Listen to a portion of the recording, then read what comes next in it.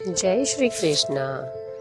जय माता रानी। आप सभी का हमारे चैनल में हार्दिक स्वागत है। आप और आपके समस्त परिवार पर हमेशा प्रभु की कृपा बनी रहे।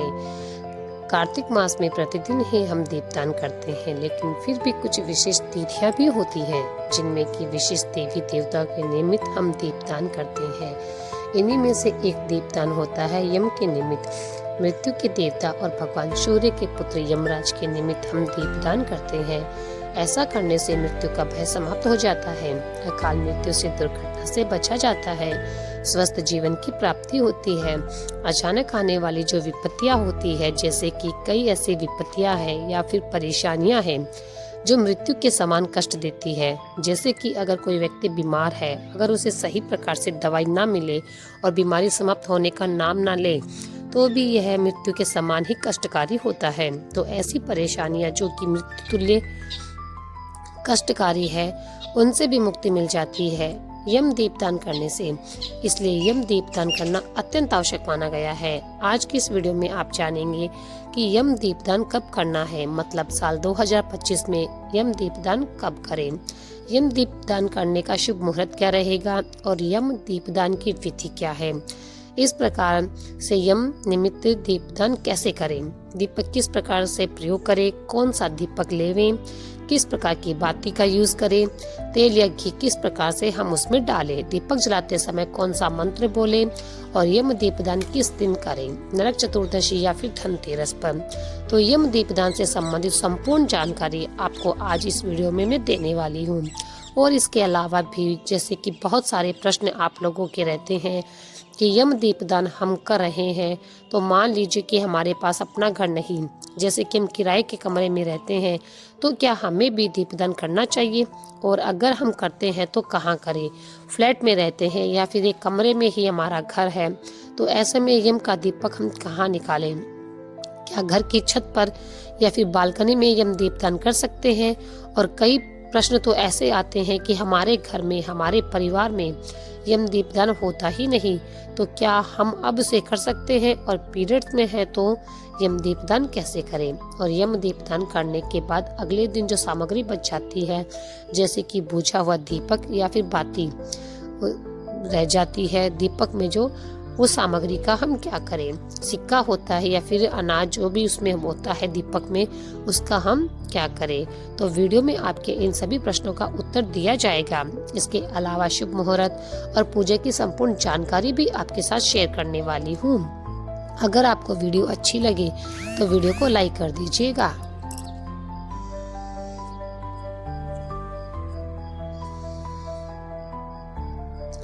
क्योंकि आपके लाइक्स, आपके कमेंट्स मेरे लिए बहुत महत्वपूर्ण होते हैं, एकमात्र जरिया है जिनसे मुझे पता चलता है कि आपको ये वीडियो अच्छी लगती है और ये वीडियो आपके लिए उपयोगी सिद्ध हुई है। तो चलिए सबसे पहले जानते हैं यम दीपदान हमें कब करना है। देखिए, स्कंद पुराण कहता है कि कार्तिकस्य पक्षे त्रयोदश्याम निशामुखे यम दीपम बहिदधात अपमृत्युतर्वी नशदी, अर्थात कार्तिक मास के कृष्ण पक्ष की त्रयोदशी तिथि के दिन सायंकाल में घर के बाहर यमदेव के उद्देश्य से अगर दीप रखा जाता है तो अपमृत्यु का निवारण होता है। इस विषय में पद्य पुराण में भी वर्णित है कि पद्य पुराण कहता है कि कार्तिकस्य पक्षे त्रयोदश्याम पावके यम दीपम व हृदय घाते अपमृत्युतर विनश्यति, अर्थात कार्तिक मास के कृष्ण पक्ष की त्रयोदशी तिथि को घर के बाहर यमराज के लिए दीपदान देना चाहिए।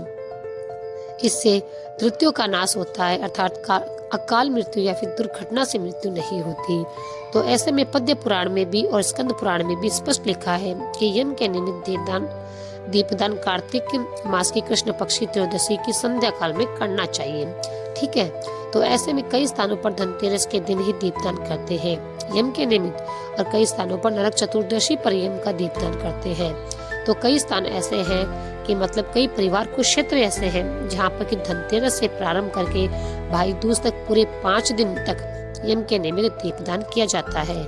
तो यह तो देखिए परंपराएं हैं, अपने अपने रिचुअल्स होते हैं।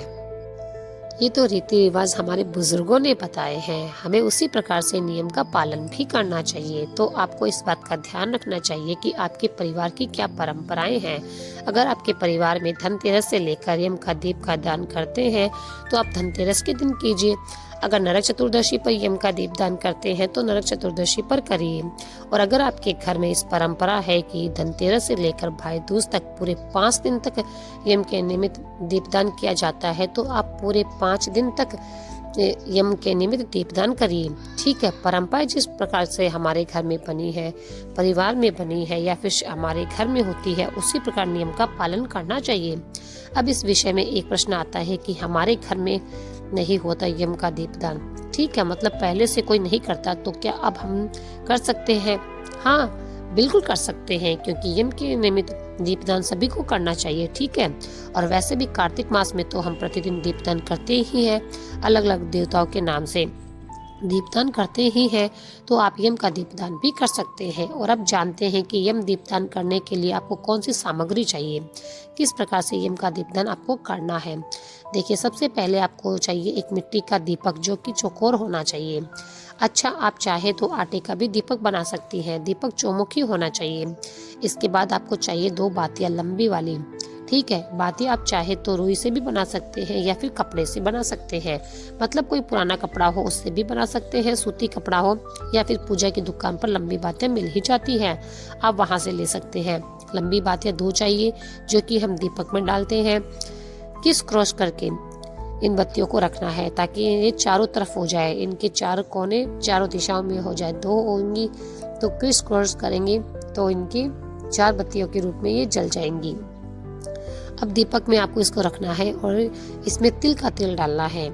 कड़वा तेल होता है उसे डालते हैं, या फिर आप चाहे तो इसमें सरसों का तेल प्रयोग कर सकते हैं, पर सरसों का तेल ना ही प्रयोग करें तो बेहतर है, आपको तिल के तेल का ही प्रयोग करना चाहिए। अब इस दीपक में आप थोड़ी सी राई के दाने, जैसे कि कुछ दाने चुटकी भर राई, काली वाली जो राई होती है ना, वो डाल दीजिए। चाहे तो थोड़े से जौ के दाने भी डाल सकते हैं। एक चीज मान लेते हैं कि आपके पास काली या फिर सरसों है ही नहीं, राई नहीं है, तो क्या करें? तो ऐसे में आप काले तिल डाल दीजिए। काले तिल तो सभी के पास मिल ही जाते हैं, पूजा में प्रयोग करते ही हैं। आप लोग थोड़े से काले तिल डाल सकते हैं और एक सिक्का डाल दीजिए। ठीक है, दीपक के अंदर ही एक सिक्का डालना है। थोड़े से रुई के या फिर तिल के दाने डालने हैं, और फिर अगर उपलब्ध हो तो थोड़े से जौ के दाने भी डाल सकते हैं। अच्छा, एक चीज़ तो बताना भूल गई, जैसे कि कई परिवार में हम यम निमित्त जो दीपदान करते हैं, पुराना दीपक प्रयोग किया जाता है। जैसे कि पहले कभी का प्रयोग किया हुआ दीपक हो, उसी दीपक को यम के निमित्त दीप प्रज्वलित करते हैं। तो अगर आपके यहाँ इस प्रकार की परंपरा है तो आप बिल्कुल कर सकते हैं। ठीक है, क्योंकि जो भी हमारे परिवार में होता है हमें नियम उसी प्रकार से पालन करना चाहिए। और जैसे अगर आपके पास जानते हैं कि दीपक जलाना कब है, कब इसको प्रज्वलित करना है। देखिए, यम का जो दीपदान करते हैं, जैसा कि अभी हमने श्लोक सुना स्कंद पुराण का और पद्य पुराण का, कि शाम के समय संध्या काल में, यानी कि प्रदोष काल में आप इसे कर सकते हैं दीपदान।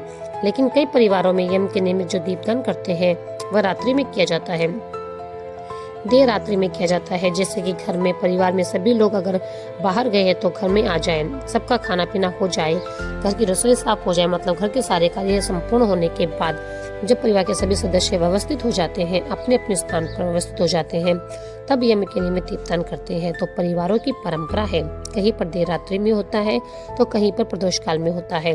तो ये आप देख लीजिए, अपने परिवार में जिस प्रकार से जिस समय होता है उस समय आप कर सकते हैं। तो यम दीपदान के लिए कोई विशेष शुभ मुहूर्त नहीं होता, लेकिन अगर आप प्रदोष काल में करते हैं तो फिर शाम को प्रदोष काल का समय, जैसे कि 5:30 से लेकर शाम को 7:30 बजे तक आप दीपदान कर सकते हैं। और जिनके देर रात्रि में होता है तो अपने घर की व्यवस्था देखकर कर लीजिए, उनके अनुसार कीजिए। जैसे कि 10 बजे से लेकर फिर 11 बजे के बीच में आप कर सकते हैं। ठीक है, इससे ज़्यादा देर नहीं करनी चाहिए। मतलब ऐसा ना हो कि आप देर नाम पर 11 बजे तक या फिर 11:30 बजे तक कर रहे हैं, 12 बजे तक कर रहे हैं, ऐसा नहीं करना चाहिए। चलिए अब बात करते हैं कि दीपदान कहाँ करें। देखिए, दीपदान हम करते हैं घर के मुख्य द्वार पर। वैसे पहले के समय में क्या होता था कि घर के बाहर थोड़ी दूर पर, जैसे कि जहाँ पर कूड़ा वगैरह रखते हैं, तो कूड़े के पास ही यम के निमित्त दीपदान करते थे। अभी भी गांव में इसी प्रकार की परंपरा है, लेकिन शहरों में तो इस प्रकार की कोई व्यवस्था नहीं है। फिर क्या करें? देखिए, अपने घर के मुख्य द्वार के बाहर निकल जाइए और घर के मुख्य द्वार से बाहर अगर थोड़ी सी भी खाली जगह है, जैसे कि कोई प्लाट खाली रखा हो इत्यादि है, वहां पर आप दीप जला सकते हैं। ध्यान रखिए, घर के मुख्य द्वार से दक्षिण दिशा की तरफ ही आपको दीप प्रज्वलित करना है। लेकिन अगर घर के बाहर किसी का घर है, खाली प्लाट नहीं है, तो फिर क्या करें? तो फिर घर के मुख्य द्वार पर दक्षिण दिशा की तरफ दीपदान कर सकते हैं। और ध्यान रखिए कि जब आप दीपदान कर रहे हैं तो आपका मुख दक्षिण दिशा की ओर होना चाहिए। दीपक के नीचे आप थोड़ा सा अनाज रख दीजिए, जैसे कि साबुत अनाज, गेहूं, चावल जो भी है आप रख दीजिए। थोड़े से पुष्प रख दीजिए। दीपक को आसन देना आवश्यक है, सीधे जमीन पर दीपक को नहीं रखना चाहिए। और फिर दीप प्रज्वलित करके आपको उसी स्थान पर जहां आपने अनाज रखा है उसी स्थान पर रखना है। अच्छा, एक और चीज, जैसे अगर आपके घर के मुख्य द्वार पर ही आप दीपदान करते हैं तो प्रतिदिन आपको दीपदान करना है। जैसे कि 5 दिनों तक आप एक प्लेट में अनाज रख दीजिए, साबुत अनाज, और उसी प्लेट में आप दीपदान कर सकते हैं। हर रोज अनाज बदलने की आवश्यकता नहीं, प्रतिदिन उसी स्थान पर आप दीपदान कर सकते हैं, दीपक प्रज्वलित कर सकते हैं। और उस दीप जलाने के बाद अब उसके चारों ओर जल का घेरा कर दीजिए, मतलब 2-3 बार जल का घेरा कर यम देवता को प्रणाम करके प्रार्थना कर लीजिए। इस प्रकार से मंत्र बोलिए, मृत्युना पाशम दंडाभ्याम कालेन श्याम शास त्रयोदशाम दीपदानात् सूरज प्रीताम मम। आप चाहे तो मंत्र बोल सकते हैं जो मैं बता देती हूँ, ओम यमाय नमः। और अगर मंत्र नहीं बोलते तो भी आप हिंदी में इसका अर्थ बोल सकते हैं, जैसे कि आप धन त्रयोदशी पर दीप में सूर्य पुत्र को अर्थात यम देवता को अर्पित करती हूँ। मृत्यु के पास में मुझे मुक्त करें, मेरे परिवार की रक्षा करें और सदैव मेरे परिवार का कल्याण करें। इस प्रकार से मानसिक रूप से भी प्रार्थना कर लीजिए। थोड़े से खिल बतासे वहाँ पर अवश्य अर्पित कर दीजिए। पुष्प और जल अर्पित कीजिए, क्योंकि पूजा में ये सभी चीजें आवश्यक होती है। तो ये दीपदान इसी प्रकार से करना है। अब जैसे आपके कुछ प्रश्न होते हैं कि बहुत आवश्यक है लेना, जैसे कि पहला प्रश्न है, दीपक क्या हम चौमुखा प्रज्वलित करें चारों तरफ से? हाँ जी, चारों तरफ से दीप प्रज्वलित करना ज्यादा श्रेष्ठ कहा जाता है। कहा जाता है कि हम जो यम के निमित्त दीपदान करते हैं, इसका अर्थ है धर्म, काम और मोक्ष चारों पदार्थों की प्राप्ति हो जाती है। चारों दिशाओं से यमराज हमारी रक्षा करता है और किसी भी प्रकार की परेशानी किसी भी दिशा में आ रही हो तो यमराज हमारी उनसे रक्षा करते हैं। इसके अलावा दिशाएं खुल जाती है, जैसा कि कई बार क्या होता है कि परिवार में कोई बंधन होता है, किसी के किराए का बंधन हो सकता है, हमारे पूर्व जन्म के कर्मों का बंधन हो सकता है। तो चौमुख दीपदान करने से सभी प्रकार के बंधनों से मुक्ति मिल जाती है, चारों दिशाएं प्रकाशित हो जाती है और फिर कराए तंत्र मंत्र के प्रभाव भी समाप्त हो जाते हैं। इस प्रकार से यम दीपदान चौमुख करने से और चौमुख दीपदान करने से ज्यादा श्रेष्ठ है। मान लेते हैं कि आपके यहाँ चौमुखा दीपदान नहीं होता है, एक मुखी दीपदान किया जाता है, तो आप एक मुखी दीपदान भी कर सकते हैं, कोई समस्या नहीं है। लेकिन अगर आप चौमुखा दीपदान करते हैं तो उससे भी कोई दोष नहीं लगेगा, बल्कि वह आपकी चारों दिशाओं से रक्षा करेगा। तो मित्रों, ये थी आज के दीपदान की संपूर्ण जानकारी। आशा करती हूँ कि आपको पसंद आई होगी। यदि आपके किराए का मकान है तो भी आप उसके बाहर दीपदान अवश्य कर सकती है, इसमें कोई समस्या नहीं है। यदि आपका एक ही कमरे का मकान है तब भी आप दीपदान को आसानी से कर सकती है अपने घर के बाहर, इसमें कोई समस्या ही नहीं है। क्योंकि जब हम किराए के मकान में रहते हैं तब भी तो हम ये चाहते हैं कि हमारे घर में कोई अकाल मृत्यु ना हो, तो उसके लिए आप दीपदान किराए के मकान में भी कर सकते हैं। घर की चौखट पर जाकर आप दीपदान अवश्य करिए। घर के बाहर सामने गली में रख दीजिए, पर आप दीपदान अवश्य कीजिए। अपने घर में है तो दीपदान कीजिए, यदि आप किराए के मकान में है तो भी दीपदान कीजिए।